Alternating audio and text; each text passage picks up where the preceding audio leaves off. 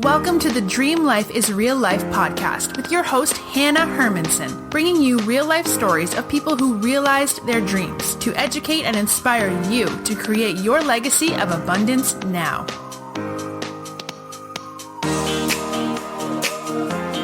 Okay, you guessed it. We are back, and today I'm hanging out with KrisAnn Connery. After 6 years of teaching in an inner-city alternative high school, helping students develop skills and beliefs they never knew they had, KrisAnn decided to step out of the classroom and pursue her passion to help women realize their potential through starting a business. Color Me a Dreamer is what she started. And KrisAnn is now a life coach for women who are ready to say yes to themselves and no to self-doubt, perfectionism, and all the things standing in the way of making the changes they desire. Because so many women fall into this cycle of wanting to change, feeling a little discomfort, and then giving up. So KrisAnn steps in and helps end this cycle by providing the support, strategy, and accountability they need to be successful. Hello, KrisAnn, and thanks for being here. Thank you, Hannah, for having me on your show. Awesome to be here. Yes. Well, I just love what you are all about as an educator and a teacher, and now really getting to the root of what is holding people back, right? Like that is so true in your bio. We want to change, we want to be amazing, and then it gets a little bit uncomfortable and we're back. And for me, it's like in the self-doubt, in the inner critic, in the holding myself back. So I just know you're going to have so much to share with us today. Yeah, it's going to be fun. Yeah, so I always like to ask before we dive into, the inner critic and all of that, where in the world are you right now? Where are you located? I am in Washington State, actually. Washington State. So we're in the same time zone. Very good. Yes, we are. And have you always been on the teaching path in Washington, or give us just a little bit about where you're coming from, your story, I guess. Yeah, actually, it was in high school. I had an English class where the teacher assigned me and a partner a chapter in the book and said, you get to teach and you can create a quiz if you want to and quiz the kids. And I did that and I loved it. So from that point, I was like, I want to be a teacher. Oh my gosh, yeah. Yeah, I didn't know what I wanted to teach. I thought I wanted to teach English, and then turns out I was on a flight down to Mexico for a mission trip, sat next to someone, and told them I wanted to be an English teacher. And they were like, oh, well, you must love reading and writing. I said, no, I hate reading and writing. And they're like, then don't be an English teacher. So after that, I kind of was like, oh, you're probably right. So then I was like, oh, I'm kind of good at math. I guess I'll be a math teacher. Mm. So then I did it. I mean, I did the college and got out, graduated, and then that year got a job, did it for 6 years. And yeah, I really wanted to help youth where kind of they're turning into adults and trying to figure out what they want to do with their life. And I really wanted to be that positive influence and role model. And so that's why I chose high schoolers. And I think it's great to have summers off. Yes. Oh my gosh. No, I'm resonating with you so much. And I think that what you just shared are really common occurrences. When we're young, we like this. Or for me, I think quizzing or telling other kids what to do was fun, but I also just saw teachers all the time, and they had nice school supplies and they had summers off, and I was like, this is what most women do, I guess. So I'll be a teacher too. And then super similarly, my mom was like, you don't want to be in education, right? You don't like English, or, the kind of feedback you got. And I was like, oh, that's right. I'm not that interested in little kids. So I'll go to college kids and still have nice school supplies. And I just followed that path. I didn't ever think too outside of the box. It was like, okay, well, if I don't like kids, or if I don't like English, I'll just do a different job in education and follow the right path. And now here we are. So you decided to leave the classroom. What was that transition like for you, and what helped motivate this decision to become a life coach? A few things actually. Well, one, I have my daughter. And so I just wanted to be with her more. And I felt like, yes, I have the summer with her, but during the year, there's just so much to do as a teacher. And I feel like I'm more devoted to these students in my classroom more than my daughter. And so that was one thing that kind of opened my eyes to maybe some different opportunities. Another piece was that where I'm at, since it's an alternative school, the students don't receive things well. And so it's kind of a very negative environment just because of the specific school that I'm at. And I was just like, these kids are really, really, really resistant to change. And it's great when I can get through to some of them, but I feel like I have more potential to give. And so I'm like, you know what? There are women out there who really need my help. And so that is kind of where my heart turned. And so also financially, that's always another thing, like, hey, maybe something different would help.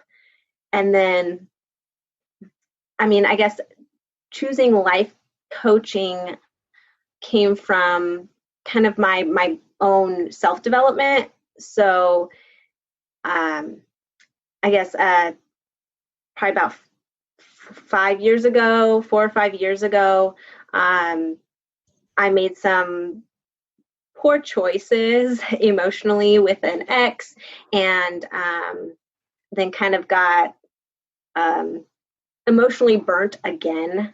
And I found myself in my mother's office, and I was, just bawling my eyes out. And she sat there and just kind of listened to me be like, hey, I screwed up again. And she said, there's some things I need to tell you. And, but I don't think now is a good time to tell you. And I was like, okay, well, why would you say that? Okay. But lay it on me. I'm like an all-in type of person too. That's the worst thing to tell me. Like, oh, no, you're telling me now. Exactly. And that's what I said. I was like, I'm not waiting for this sometime. I'm not going to be able to sleep at night thinking like, oh, my mom has something to say to me. Right. So she finally gave in and was like, okay, well, you are selfish, you're manipulative, you're codependent, and you don't value others. And yeah. Sorry. I'm just with you on this story, and that would be really powerful to hear from someone so close. Right. It was kind of brutal, right? Your mom saying these things to you. But it hurt. But at the same time, I was like, holy cow, that is actually true. I see those qualities in myself. And I guess, they were hidden away. And I was like, oh, no, I'm not really like that. But then it was like, it was out in the open. And someone else was telling me these things. And so it's like, okay, it's got to be the truth. And it is. And I don't want to be this way. So from that point forward, I've, been on this self-improvement journey. And and so that slowly got me to a point where it's just now like, okay, I've been through this. There are others out there who maybe have heard these things about themselves or feel these ways about themselves. I want to get them to feel how I feel now. Yeah. So, this is why I love like teachers and leaders and powerful entrepreneurs, is that we can't just keep it to ourselves. Right. And so I'm so inspired by your story and hearing that, like, look, I had a low point. I got called on my crap. I wasn't who I wanted to be or who I am now, but I know there are other people who just need these tools, because I'm assuming you, like you said, it took a slow personal development process, right? Like piecing together, like, what do I need to do? Like, what are my next steps? So I love that you're now committed to sharing that with other people and life coaching. But do you feel like you may give people kind of like a shortcut to what you had to go through? Or what do you feel like the process is that you are able to give people now? Does that make sense? Yeah, totally. And definitely. It took me, 5 years? That's because I didn't know what I was doing. For so many of those years, I was just like kind of sitting in it being like, okay, how do I change? Very slowly. So yeah, now I'm like, okay, I have this process that, starts with kind of recognizing those things about yourself if you don't know them already, and then pretty much redefining yourself and moving forward with that. So like affirmations, visualization, gratitude. Oh man, that's it's like mindset, right? So like exactly that. You took the words right out of my mouth. Okay, yeah. Well, because I think when I think about you, and we've chatted outside of this conversation, I would never think that you are like selfish or manipulative. And so to be so far from that person, like it took work, and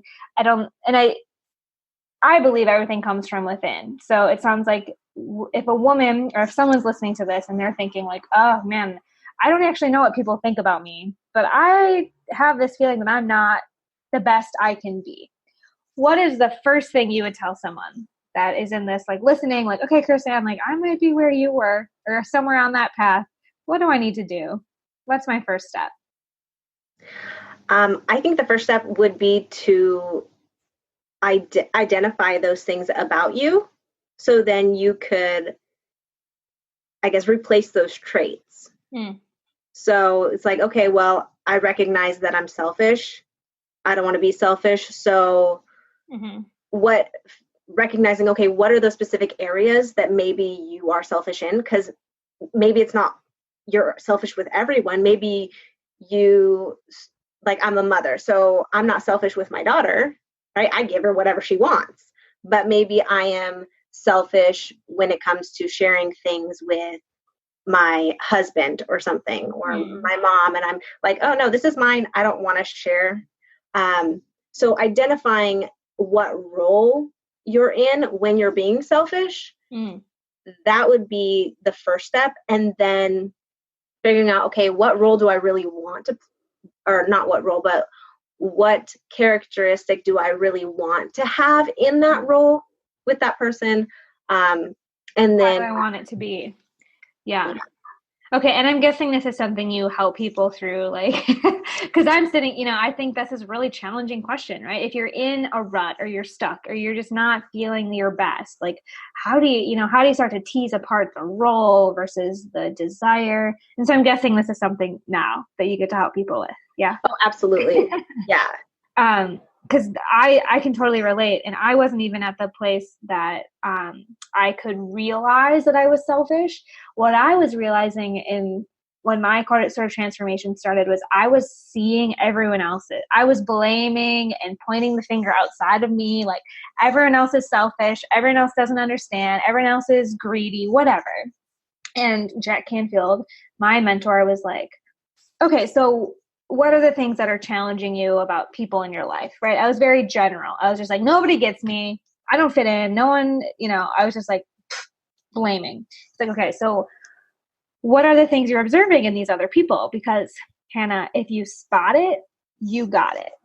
So if you can see in your life, listeners, right now, that everyone around you is being selfish or boring or doesn't want to invest in themselves, like, okay, there's something in you. Otherwise, you wouldn't even be able to recognize that. And so my first step was to translate that, like, okay, I think my mom is being selfish and she's not listening to me and she doesn't know what I actually want. She's not compassionate. And so Jack Canfield said, so you need to be unselfish. You need to become more compassionate. You need to become more understanding. And dang it, he was right. Because when you start to embody, right, those qualities, that mindset, that feeling, those energies, that vibration, like you only attract more of that. And so I love that you're talking about, like, start to identify, like, where are you now and where do you want to be? Because if you don't have any sense of that, you're just a victim. Would you agree? Yeah, absolutely. I think that he's spot on there. And yeah, it goes back to, taking responsibility for your actions, and honestly, like, seeing how you're feeling can really show you what you're thinking. And if you know what you're thinking, you could change your thoughts and you could change your feelings. But you can't change anyone else, right? You could only change yourself. So that's why it's key to take responsibility for yourself figure out what you're thinking that's causing all these things. But I like how you said, yeah, he identified all these things for me. And it's like, oh man, yeah, I really need to work on that. But then, did he leave you to work on it on your own, or did you work with him? Because I think that's key. And that's what slowed my process down, was I didn't work with anyone for so long. So it took me a really long time because I didn't have that accountability with someone else. It was like, oh, I'm accountable to myself. That's enough, which never is, because I can easily write off myself. Yes. And so it's that accountability piece that really helps fast track that process to get you from where you are to where you want to be and who you want to be ultimately. Oh my gosh. It's so true. Yeah, of course I had to work. I wasn't only working with him, right? I worked with all these other people.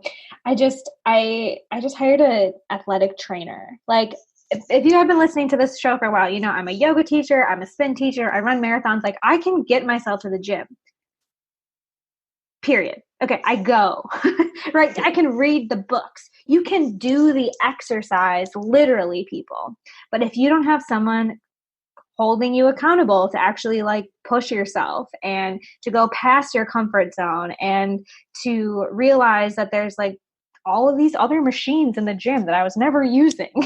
Like, it was just such a good metaphor for me to be like, dude, my trainer, his name is Matt. I'm like, why haven't I ever done this before? I mean, for 20 some years, I've been working out on my own, and I didn't apply these concepts of accountability and push and mentorship to my like athletic ability. So anyway, now I'm just kind of like having this realization with you as you bring that up. Like, in every aspect of your life, you will go farther, faster with accountability, right? Mm-hmm.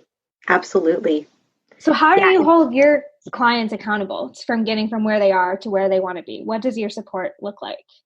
Or what do you think people need, maybe? Yeah, that's a great question. I think they need the accountability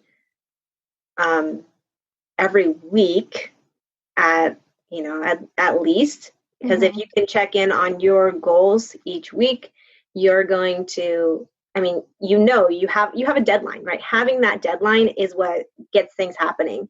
And of course, for many of us, it's okay having that deadline so I could wait and then procrastinate at the end. At least you're getting it done, right? But at the same time, it's learning, okay, how do I space that out and how do I do the work over that time? And I think, so I think checking in every week is key. Having that face-to-face time and saying, okay, what did you accomplish? What goals of yours did you accomplish? What didn't you accomplish? Okay. Why do you think you didn't accomplish them? How do you feel about that? What are your thoughts around that? Let's figure out, where do you want to go next, right? Yes, I love that. It's this combination. It's like scaffolding. We have a lot of teachers listening, right? It's like, I have this plan. I have this roadmap. I see where my client wants to get, and I need to week by week, day by day, give them the bite sizes, see how far they can go. And I think that is the combination, right? It's not just about having someone to hold your hand through the crap. It's about knowing that you have someone to hold your hand through the crap, and they're not going to just keep you in the crap, right? Because you can have bad accountability. You can have enablers. You can have drinking buddies. You can have lots of people holding you accountable. But it's finding those people, right? Like we hear, surround yourself with the 5 people you want to be the most like. And identifying the people who have the support and the strategy, that's like literally a line from your bio, I think. So I'm loving it. This is great. Let's talk a minute about because as much as you can have an accountability and a mentor and a plan, like, what are some of the daily things that you think people need to prioritize in order to actually make sure they do get from where they are to where they want to be? Yeah, great question. I think that starting your morning out right is important. So, I'm a firm believer that not picking up your phone first thing is important. So with me, I think like affirmations in the morning are really good to get you in that vibration, right? You want to be that vibrational match. So to help with that are affirmations. If you meditate or at least practice some breathing techniques to just kind of set your mind kind of where you want it to be for the day. And then also like gratitude. If you sit down and just journal and just kind of write some things that you're grateful for, take a few minutes. I think that is so important. I mean, I'm sure many of your listeners have heard of Brene Brown and her work. She talks about how like those who state that they're more joyful, they practice gratitude. And I think I agree. It's key. It's like, if you can't be grateful and like negative at the same time. Mm-hmm. So it's like, okay, I am grateful for this morning coffee. I am grateful for the air that I'm able to breathe. Mm-hmm. I'm grateful for this morning time that I can set up and be productive in my day. So those are just a few off the top of my brain, things that I think are very important. I think it's like everything. And listeners, you may have heard me say this before. If you think that these things are cliche, or you're like, I already know this, it's because they work, right? Like things are cliche because we've been saying them for a long enough period of time that like, it's not a fluke. It's not a phase, right? And a lot of times, because, I coach people with businesses, and it's so often that we want to get into the like, what's the like strategy? What's the daily message I need to send? What's the check box I can check off every single day? And like, okay, that's part of it, but it actually, none of that is ever going to be supported. Those tactics will not work unless your mindset, right? The work that you're talking about, these foundational, taking a deep breath, having gratitude, not looking at your phone first thing in the morning, checking in with your own self before you check in with the WWW world. I'm like, I feel like I'm in a soapbox because I just so appreciate what you're saying. And I think it's so important for people to really hear, not just hear it again. Oh yeah, I should take 5 minutes more. Hear that this is a huge piece of the missing links between where you are and where you want to be. You might already know it, but are you doing it? Absolutely. Are you doing it? Yeah. All right. Well, Ms. Connery, I know you're not in the classroom anymore, but I have a pop quiz for you. Are you ready for the last 3 questions? Hope I pass. Okay. Question number 1, you've already given us a ton, but I always like to just kind of like zero in and make sure people can leave with these action steps. So number 1, what is one thing listeners can do today to help them get closer to their dream life? Set up a morning routine where they are reading over their affirmations, either meditating or practicing some breathing for at least like 2 minutes, and sitting down and writing out some gratitude statements. Affirm your goals, be grateful, take some deep breaths. Absolutely. Yep. No excuses for 2 minutes, man. Beautiful. A+. Question number 2 is, if you could give every listener a gift, a tangible resource, what would you want them to have? Definitely a gratitude journal so that they can have no excuse to write those things down. I'll give them a pen too. Put it to paper. I love it. Finally, where can people stay connected with you and learn more about the work you do? Yeah, awesome. So actually, I have a free little 7-day gratitude challenge for your listeners. They can find that and me on colormeadreamer.com/start here. They'll be able to hop on and join that free challenge, and they'll learn more about me. I love it. Okay. colormeadreamer.com/start here. Amazing. Yeah, I know you have tons of other resources, but it makes sense that the gratitude journal, since we talked so much about that, and that challenge sounds great. Thank you. We love free gifts around here. Yeah, I love giving free gifts. Yes. Well, thank you for sharing your other gifts of wisdom and insight with all of us today. We really appreciate your vibes and your teachings. So, listeners, say goodbye to KrisAnn for now. Go check out colormeadreamer.com/start here. And we'll be back next week with another inspiring guest that will help you make your dream life your real life. You've been learning how to make your dream life your real life with Hannah Hermanson.